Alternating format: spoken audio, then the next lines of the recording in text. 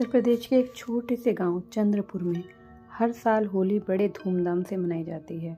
ढोल नगाड़ों की आवाज़, रंगों की बौछार और गुंजियों की मिठास से पूरा गांव खेल उठता है। लेकिन इस गांव की होली से जुड़ी एक ऐसी कहानी थी जिसे सुनकर आज भी लोगों के रोंगटे खड़े हो जाते हैं। बात 2020 की है। चंद्रपुर में एक पुरानी मान्यता थी कि होली की रात को शमशान के पास नहीं जाना चाहिए। कहा जाता था कि उस रात काली माई की शक्तियां जाग उठती हैं। जो भी वहां जाता है वह किसी न किसी अनहोनी का शिकार हो जाता है। गांव के बुजुर्ग बताते थे, कई साल पहले एक औरत थी चंपा। लोग कहते थे कि वह तांत्रिक विद्या जानती थी। उसका पति अचानक मर गया था और उसके बाद से वह शमशान में रात रात भर कुछ अनुष्ठान करती थी। गांव वालों को शक था कि वह काला जादू करती थी। एक होली की रात जब पूरा गांव रंगों में डूबा हुआ था, चंपा को आखिरी बार शमशान के पास देखा गया। अगले दिन उसकी लाश उसी जगह मिली, लेकिन उसके चेहरे पर अजीब सी मुस्कान थी और उसकी आंखें खुली थी। उसके बाद से हर होली पर गांव के कोई न कोई अजीब घटना होने लगी। इस बार गांव में शहर से 4 दोस्त आए थे, अमन, राहुल, नेहा और पूजा। वे सब कॉलेज के छात्र थे और अमन का पुश्तैनी घर चंद्रपुर में था। यार, गांव की होली तो असली होती है, राहुल ने बड़े एक्साइटमेंट से कहा। नेहा ने हंसते हुए कहा, बस कहीं तुम्हारी भूत प्रेत वाली कहानियां सच ना हो। अमन ने मजाक में कहा, अगर डर लगता हो तो रात को बाहर मत निकलना। शाम को होलिका दहन हुआ। पूरे गांव में लकड़ियां इकट्ठी कर आग जलाई गई।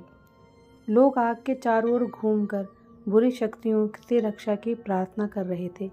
लेकिन तभी नेहा ने देखा कि भीड़ से दूर एक बूढ़ी औरत काले कपड़ों में आग की तरफ घूम रही थी। उसकी आंखें लाल थी और हाथ में नींबू और लाल धागा था। वो औरत कौन है? नेहा ने धीरे से पूछा। अमन ने पलट कर देखा, लेकिन वहाँ कोई नहीं था। वह पूछता है, कौन औरत? नेहा घबरा गई। अभी यहीं खड़ी थी। रात को सब ने खूब रंग खेला। देर रात तक सब थककर सोने लगे। तभी पूजा को अजीब सी आवाज़ सुनाई दी, जैसे कोई घर के बाहर मंत्र पढ़ रहा हो। ओम क्लीं काली काली। पूजा ने खिड़की से झांका। बाहर वही बूढ़ी औरत खड़ी थी। उसके चारों ओर राख का घेरा बना था और बीच में अमन की तस्वीर रखी थी। पूजा चीख पड़ी। सब भागकर बाहर आए, लेकिन वहाँ कोई नहीं था। ज़मीन पर सिर्फ राख और एक जला हुआ नींबू पड़ा था। अमन के चेहरे का रंग उड़ गया। ये मजाक नहीं हो सकता। अगले दिन अमन ने गांव के सबसे बुजुर्ग व्यक्ति रामलाल काका से बात की। रामलाल काका ने गहरी सांस ली और बोले, वो चंपा की बहन है। सरला की मौत के बाद उसने कसम खाई थी कि हर होली पर किसी न किसी की बलि देगी। बलि? नेहा काँप गई। हाँ, काका बोले, होली के आग में अगर किसी की तस्वीर और उसका नाम लेकर तंत्र किया जाए तो उस व्यक्ति की आत्मा कमज़ोर हो जाती है। अमन को याद आया उसकी पुरानी ज़मीन को लेकर सरला से उसका झगड़ा हुआ था।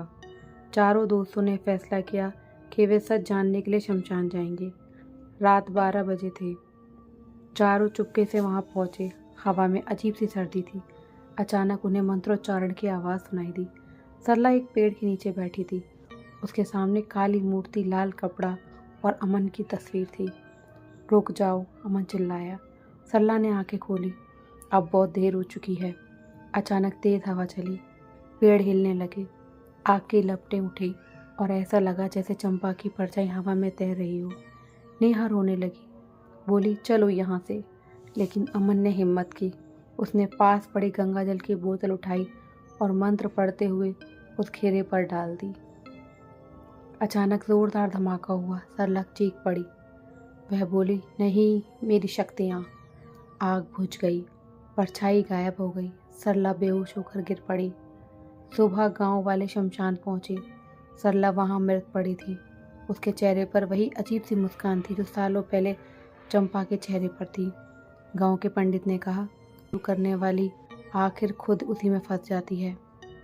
उस दिन के बाद चंद्रपुर में कभी कोई अनहोनी नहीं हुई, लेकिन कहते हैं अगर होली की रात कोई शमशान के पास जाए तो राख में अब भी किसी के कदमों के निशान दिखते हैं और दूर से एक औरत की आवाज़ सुनाई देती है।